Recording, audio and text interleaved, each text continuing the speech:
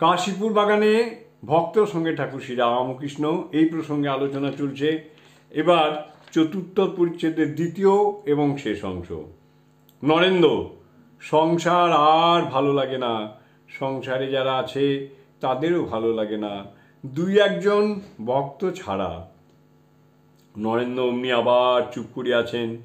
নরেন্দ্রের ভিতর তীব্র বৈরাগ্য, এখনো প্রাণ আটুপাটু করিতেছে। নরেন্দ্র আবার কথা কইতেছেন। নরেন্দ্র, মনির প্রতি আপনাদের শান্তি হয়েছে, আমার প্রাণ অস্থির হচ্ছে, আপনারাই ধন্য। মণি কিছু উত্তর করিলেন না, চুপ করিয়াছেন, ভাবিতেছেন। ঠাকুর বলিয়াছিলেন ঈশ্বরের জন্য ব্যাকুল হতে হয়, তবে ঈশ্বর দর্শন হয়। সন্ধ্যার পরেই মণি উপরের ঘরে গেলেন, দেখলেন ঠাকুর নিদ্রিত। রাত্রি প্রায় 9টা। ঠাকুরের কাছে নিরঞ্জন, শশী। ঠাকুর জাগিয়াছেন, থাকিয়া থাকিয়া নরেন্দ্রের কথাই বলিতেছেন। শ্রীরামকৃষ্ণ, নরেন্দ্রের অবস্থা কি আশ্চর্য দেখো। এই নরেন্দ্র আগে সাকার মানত না, এর প্রাণ কিরূপ পাটু হয়েছে দেখেছ? সেই যে আছে, একজন জিজ্ঞাসা করেছিল ঈশ্বরকে কেমন করে পাওয়া যায়। গুরু বললেন, এসো আমার সঙ্গে, তোমায় দেখিয়ে দিই কি হলে ঈশ্বরকে পাওয়া যায়। এই বলে একটা পুকুরে নিয়ে গিয়ে তাকে জলে চুবিয়ে ধরলেন।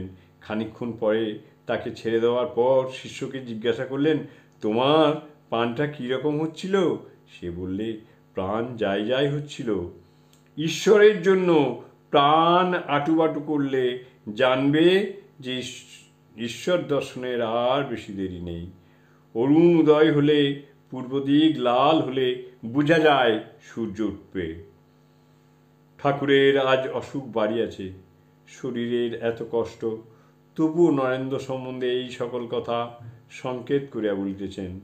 নরেন্দ্র এই রাত্রেই দক্ষিণেশ্বরে চলিয়া গিয়াছেন। গভীর অন্ধকার, অমাবস্যা পড়িয়াছে।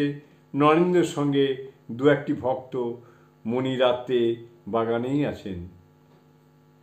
স্বপ্নে দেখিতেছেন সন্ন্যাসী মণ্ডলের ভিতর বসে আছেন।